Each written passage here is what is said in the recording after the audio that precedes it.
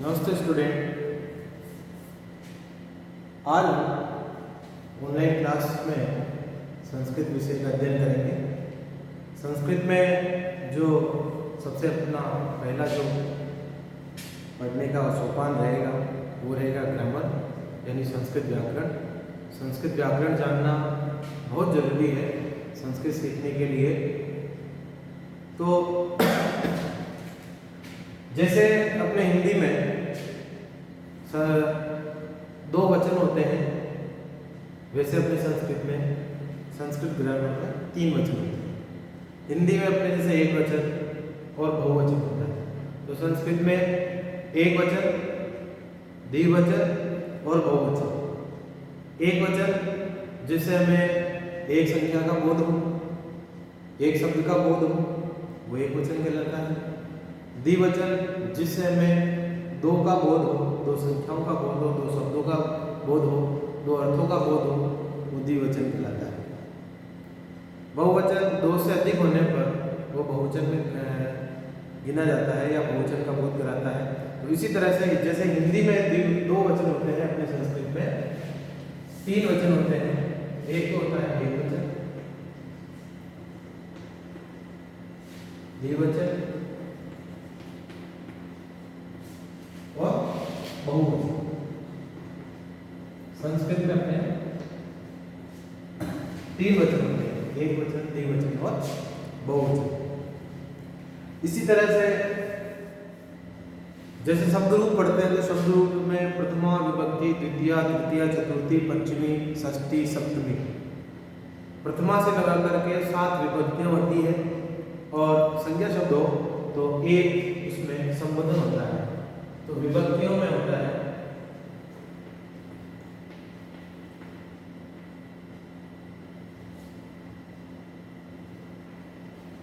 प्रथमा होती है, द्वितीय विभक्ति होती है, तृतीय विभक्ति होती है,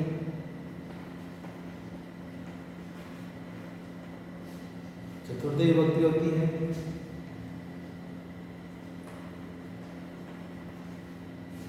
पंचमी विभक्ति,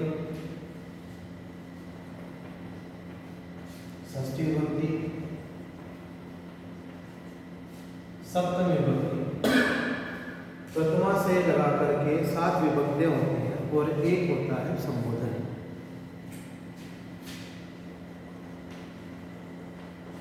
संबोधन प्रथमा विभक्ति का ही रूप है। संबोधन में जो रूप आते हैं वो प्रथमा विभक्ति से ही आते हैं, के रूप होते हैं। बस उसमें संबोधन में जो एक वचन होता है वो चेंज होता है, बाकी द्विवचन और बहुवचन सेम होते हैं, बराबर रहते हैं। तो आज जो हम संस्कृत में पढ़ने वाले हैं वो अपना टॉपिक है शब्द रूप यानी शब्द रूपाणी।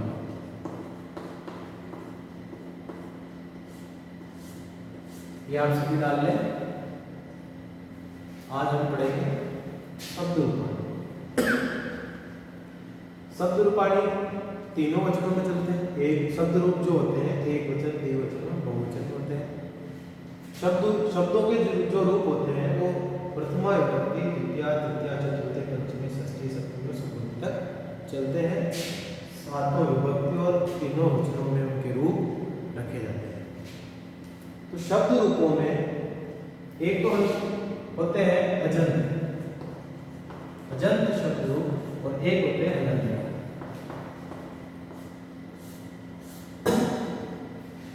शब्द रूपों में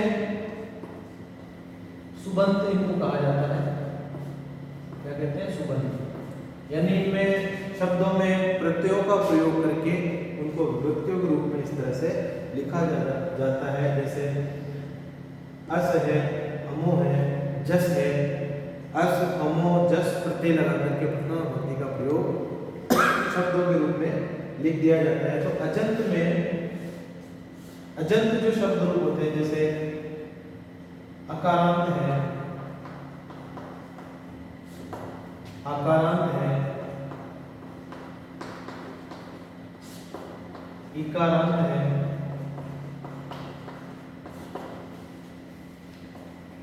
इकारांत है, उकारांत है,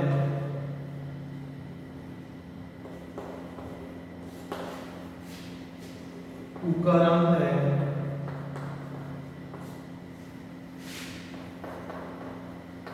विकारांत है।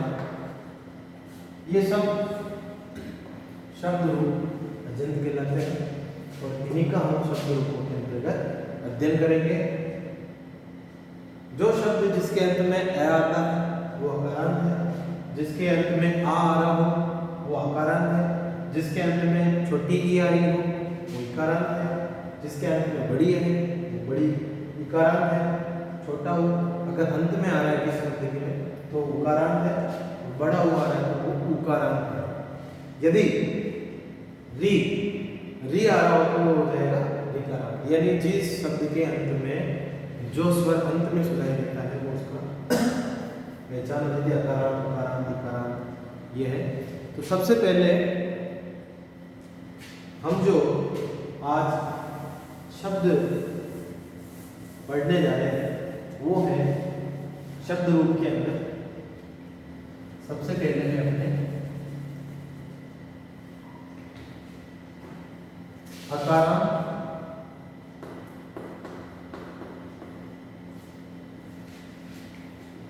राम शब्द, अकारांत राम शब्द का अध्ययन करेंगे। सबसे पहले अकारांत राम शब्द है पुल्लिंग,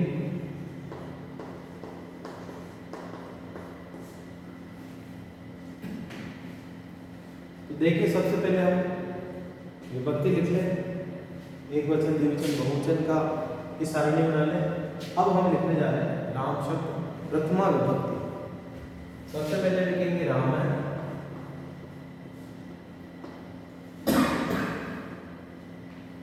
राम है यानी पुल्लिंग हो तो एक वचन में विसर्ग आता है और स्त्रीलिंग हो तो एक वचन में विसर्ग नहीं आता है। स्त्रीलिंग में यदि एक वचन में विसर्ग ले लेते तो बहुवचन में चला जाता है। इसलिए स्त्रीलिंग शब्द यदि है तो एक वचन में विसर्ग का प्रयोग नहीं होता है, पुल्लिंग में होता है। तो राम है,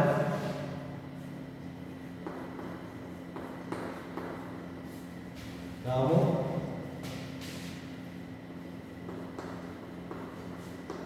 रामा। राम शब्द की प्रथमा विभक्ति तीनों रूपों में राम है, रामो, राम यानी एक राम, रामो द्विवचन में दो राम हो गए और रामा यानी दो से अधिक होने पर राम, बहुवचन रूप बनेगा उसका राम। द्वितीय विभक्ति एक वचन रामम,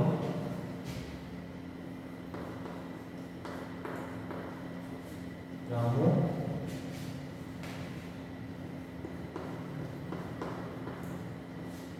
रामान। द्वितीय बहुवचन रामम राम को, रामो दो राम को, रामान बहुत सारे राम को।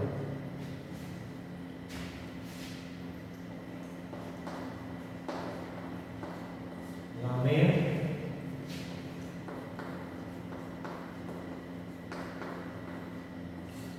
रामाभ्याम,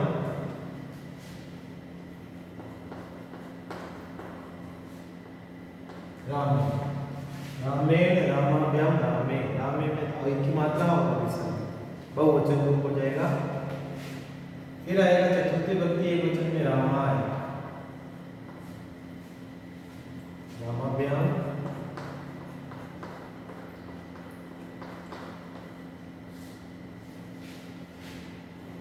रामेभ्यः।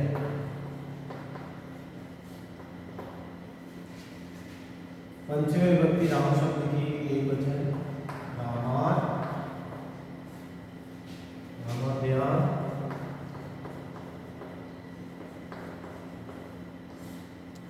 रामेभ्यः।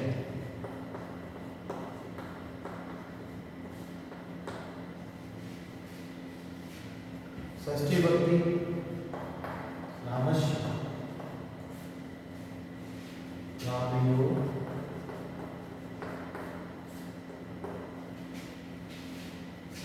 रामाणाम,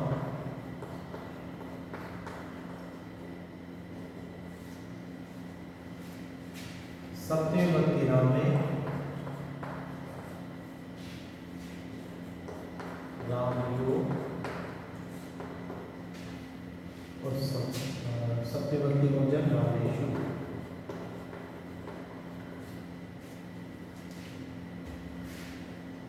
संबोधन आएगा इसमें,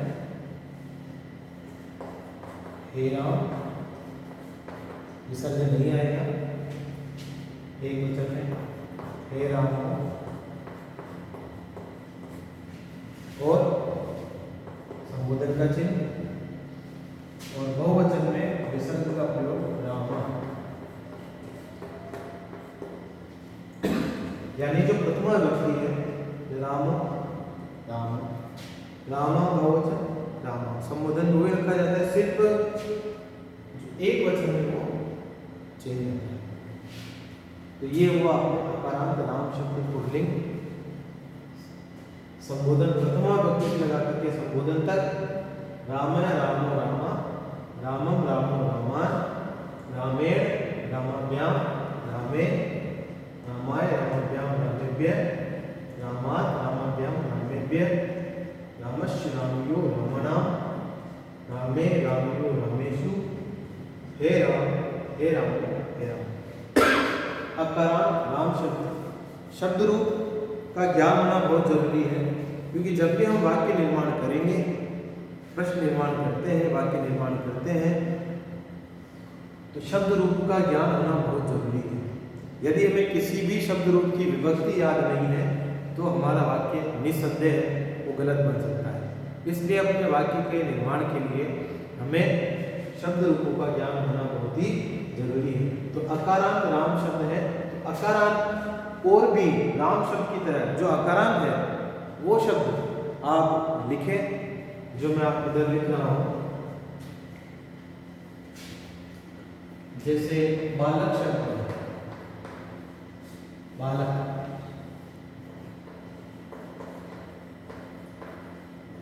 शिक्षक, छात्र,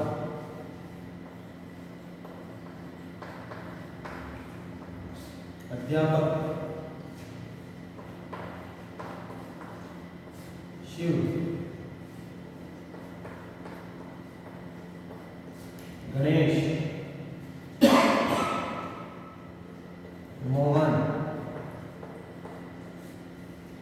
बालक के यानी ए सुनाई दे रहा है, शिक्षक ए सुनाई दे रहा है, छात्र ए अकारांत है, अध्यापक कै में ए सुनाई दे रहा है, अकारांत है, शिव व में ए सुनाई दे रहा है, गणेश ए सुनाई दे रहा है, मोहन में न।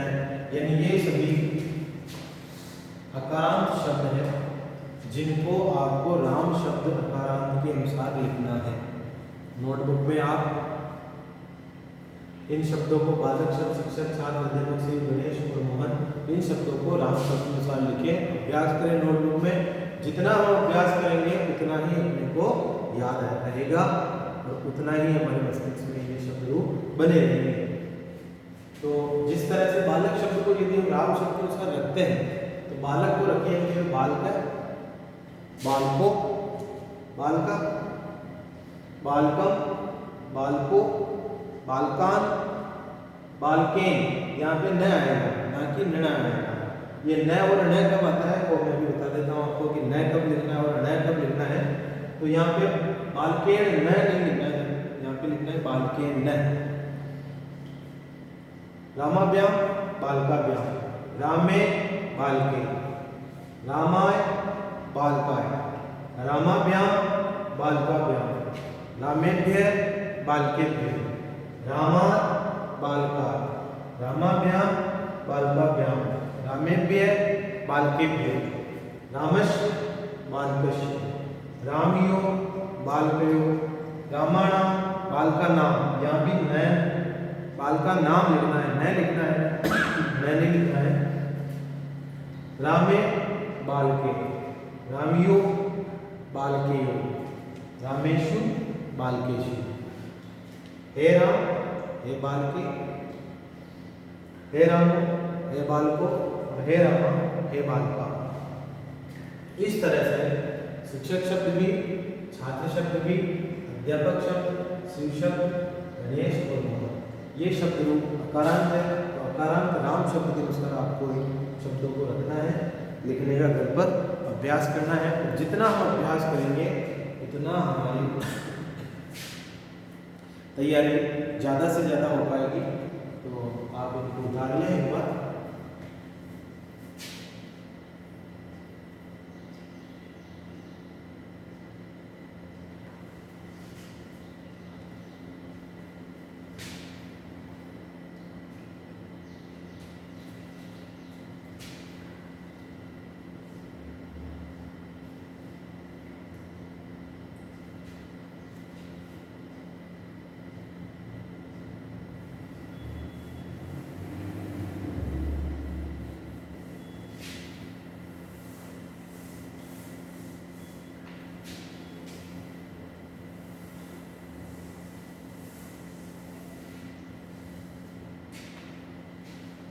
शब्द रूपों में अभी जैसे तृतीय भक्ति में रामायण है,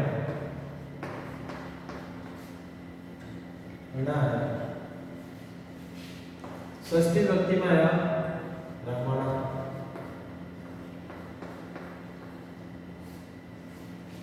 तो नए और नए कब आता है, नए कब आता है, जब इधर ऋषि वाला हो और उधर न हो, तो इस न का न होता है। ऋषि वाला हो इधर और उधर क्या हो, न, तो उस न किसमें बदल जाता है, न। ये णत्व संधि जो होती है, णत्व संधि, कौन सी संधि, णत्व संधि, णत्व संधि के कारण होता है। जब इधर री हो उधर न हो तो न होता है। जैसे उदाहरण से देखिए, जैसे पितृ प्लस न, तय में री की मात्रा है तो बन जाएगा ये न बदल जाएगा न, तो हो जाएगा शब्द पितृ। इसलिए पितृ शब्द की जो षष्ठी भक्ति होती है उसका जो बहुवचन रूप होता है वो होता है पितृनाम। क्या होता है, पितृनाम। तो जब इधर री हो और उधर न हो तो क्या बदल जाता है, न किसमें बदल जाता है, न। जब इधर न हो और बीच में इधर न हो तब भी न बदल जाता है, ये जो न है ये बदल जाएगा न। जैसे रामायण में न आता है, क्या आता है, रामायण। बाद में क्या आता है, ण आता है। तो रामायण में कारण क्या है, व आ रहा है। व और न के बीच में जब ये र ल ये आ जाते हैं तो इसमें बीच में क्या आ रहा है, ये आ रहा है, इसलिए न का न हो गया। और यदि स आना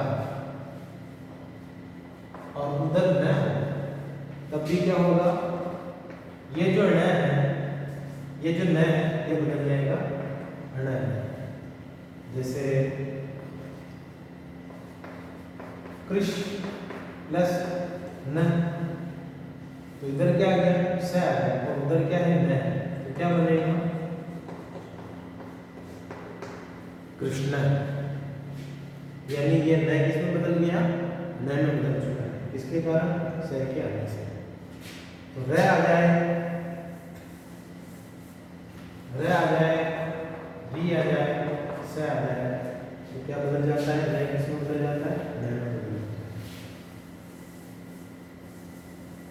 और यदि तय आ जाए और ल आ जाए, तय वर्ग और ल आ जाए, तो ये जो न है ये न में नहीं बदलता है। यानी तय वर्ग के वर्ण आ जाए या फिर ल आ जाए बीच में, तो ये जो न है वो न में नहीं बदलता है। जैसे रक्त प्लस न, तो तृतीय भक्ति में अपन लिखेंगे तो क्या लिखेंगे, रखतेन। यानी न का नहीं रखा, न नहीं रखा, न का हमने वापस क्या रखा, न रखा। किसके कारण रखा, क्योंकि तय आ गया। क्या आ गया है, तय आ गया। तो रहता है क्या आने से, न में नहीं बदलता, न का नहीं रहता।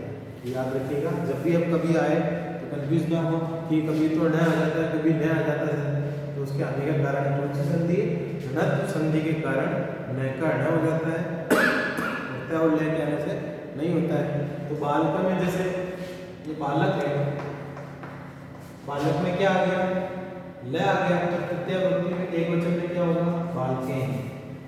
ले के आने से हम क्या लिखेंगे, नहीं लिखेंगे, बालकेन लिखेंगे, ना कि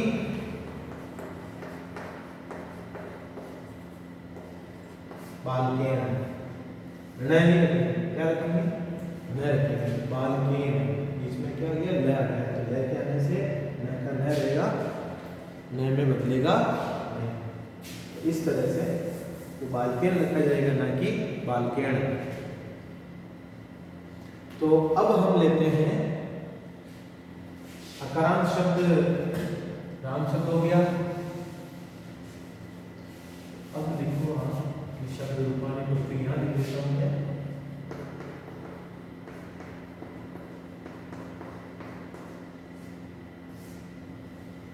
अगला जो अपना शब्द है वो है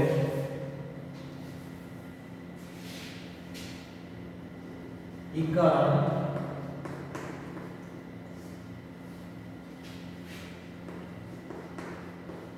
हरि, हरि शब्द। और ये भी क्या है, हरि पुल्लिंग है। हरि शब्द क्या है, पुल्लिंग है। हरि का मतलब होता है भगवान विष्णु, और हरि वैसे पुरुषों के नाम लेते हैं, महिला स्त्रियों के गर्ल्स के तो लेते नहीं है। तो हरि पुल्लिंग शब्द है। और हरि, वह में किसकी मात्रा आ रही है, छोटी। हरि शब्द को देखें तो रह में छोटी की मात्रा है, तो ये हो गया इकारांत, यानी इसके अंत में ई आ रहा है। अंत में क्या आ रहा है, ई आ रहा है, तो ये हो गया इकारांत शब्द।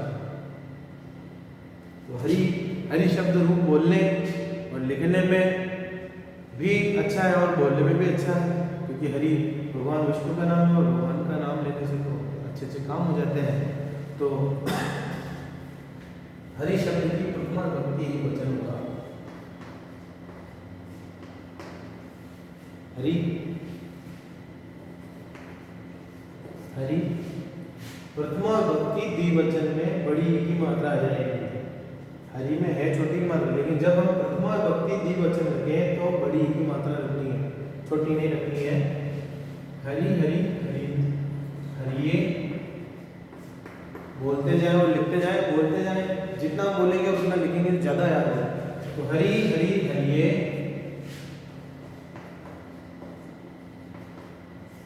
हरि हरि हरि, मैं हलत कर दे,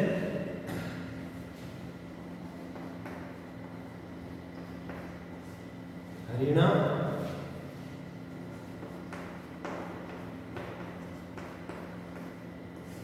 हरिभ्याम,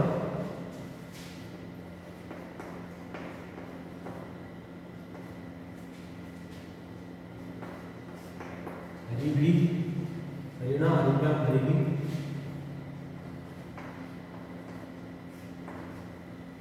हरिये,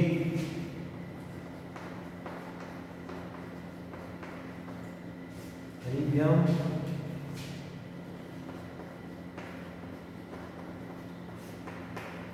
हरिभ्य,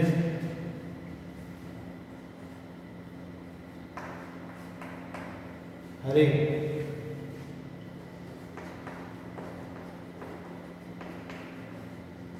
हरिभ्याम,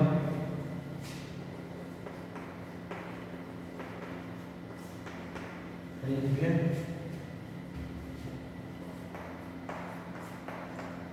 हरे, हरियो,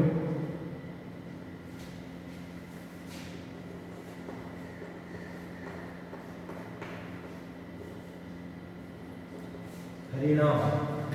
क्या लिखेंगे, हरे हरियो हरिनाम, नाम लिखेंगे और रे में बड़ी की मात्रा, हरिनाम।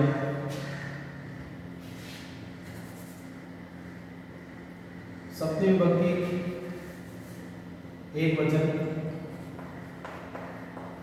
हरो हरियो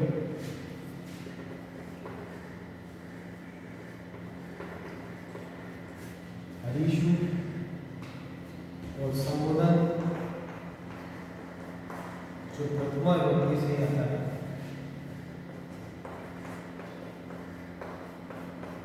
हे हरे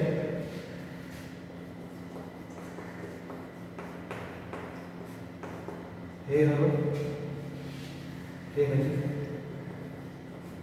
प्रथम विभक्ति हे हरि और हे हरि। इस तरह से प्रथमा से लगा करके संबोधन तक इकारांत हरि शब्द के रूप लिखे जाते हैं।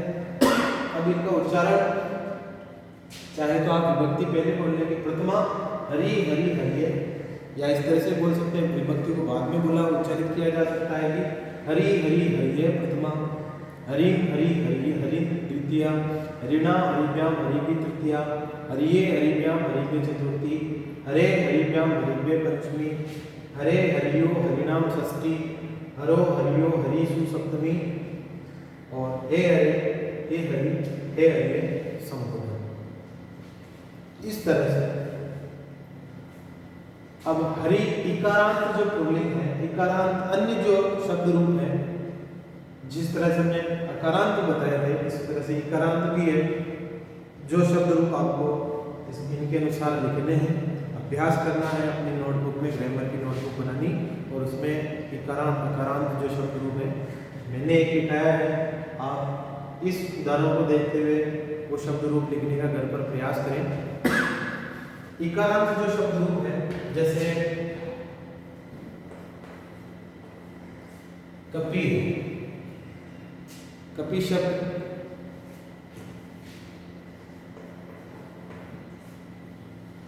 रवि शब्द,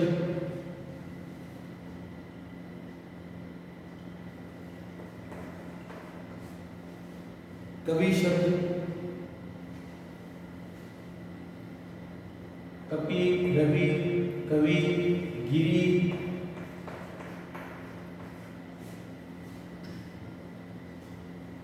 ये शब्द कपि इकारांत पुल्लिंग है, रवि इकारांत पुल्लिंग है, कवि इकारांत पुल्लिंग है और गिरी इकारांत पुल्लिंग है। तो इन शब्द रूपों को, इन शब्दों को इन इकारांत हरि शब्द रूपों के अनुसार आपको अपनी नोटबुक में घर पर बैठ करके लिखने का अभ्यास करना है और जितना आप इन शब्दों को लिखोगे इनके अनुसार उतना ही आपको याद होता जाएगा। तो जितना हम अभ्यास करेंगे, जितना अभ्यास करने का प्रयास करेंगे तो उतना याद होगा। तो जितने हम लिखने की प्रैक्टिस करेंगे उतनी हमारी बुद्धि तेज हो जाएगी, याद करने की जो क्षमता है वो तेज होती है, जितना लिखते हैं उतना याद होता है। तो ये शब्द रूप भी आप उतार लें, ये उतार लें कपि रवि कवि गिरी, इन शब्द रूपों को आपको इसके अनुसार इकारांत हरि शब्द के अनुसार लिखना है। एक और शब्द रूप लिख लें मुनि, लिख देता हूँ मुनि। मुनि शब्द कैसे लिखेंगे? मुनि हरि मुनि, हरि मुनि, हरिये मुनिये, हरि मुनि, हरि मुनि, हरि मुनि, हरिनाम मुनिना, हरिभ्याम मुनिभ्याम, हरिभि मुनिभि, हरिये मुनिये, हरिभ्याम मुनिभ्याम, हरिभ्य मुनिभ्य, हरे मुने, हरिभ्याम मुनिभ्याम, हरिभ्य मुनिभ्य, हरे मुने, हर्यो मुन्यो मुनियो, हरिनाम मुनिनाम। अब इसमें मुनि नाम आएगा, मुनि नाम नहीं आएगा, क्या आएगा? मुनि नाम न आएगा। हरो मुनो, हर्यो मुनियो, हरीषु मुनीषु और संबोधन में आएगा हे हरे हे मुने, हे हरि हे मुनि, हे हरिये हे मुनि। इसी तरह से आपको इन शब्दों को इकारांत जो शब्द रहेंगे इनको आपको अपनी नोटबुक में लिखना है, अभ्यास करना है। उतार लें आप।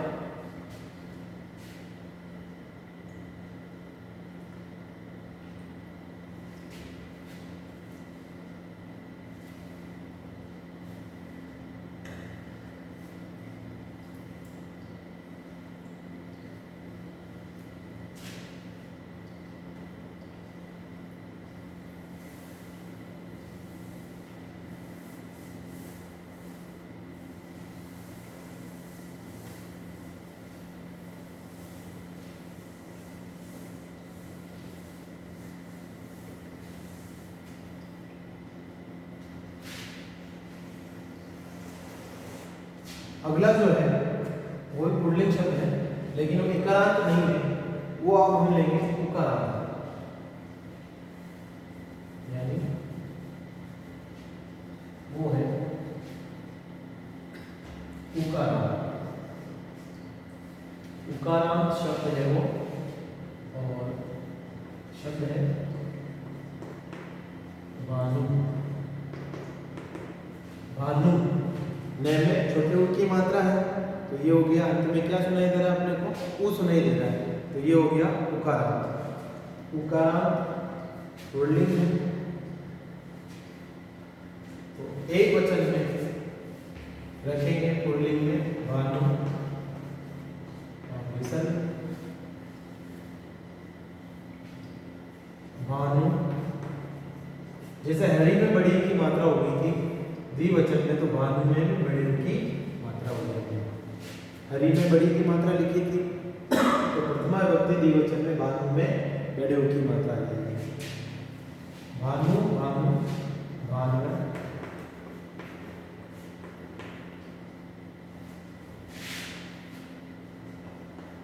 भानु, भानु, भानु,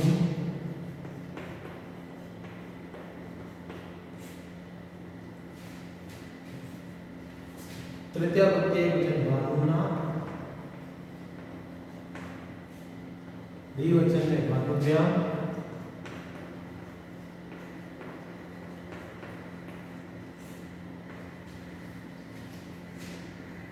तृतीया बहुवचन भानुभी,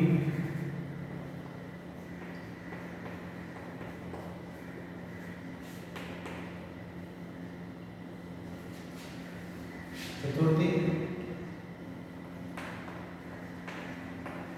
विभक्ति एकवचन भानवे, भानुभ्याम,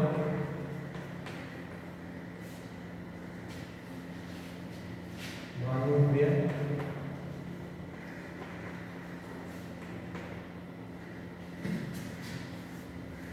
पंचमी विभक्ति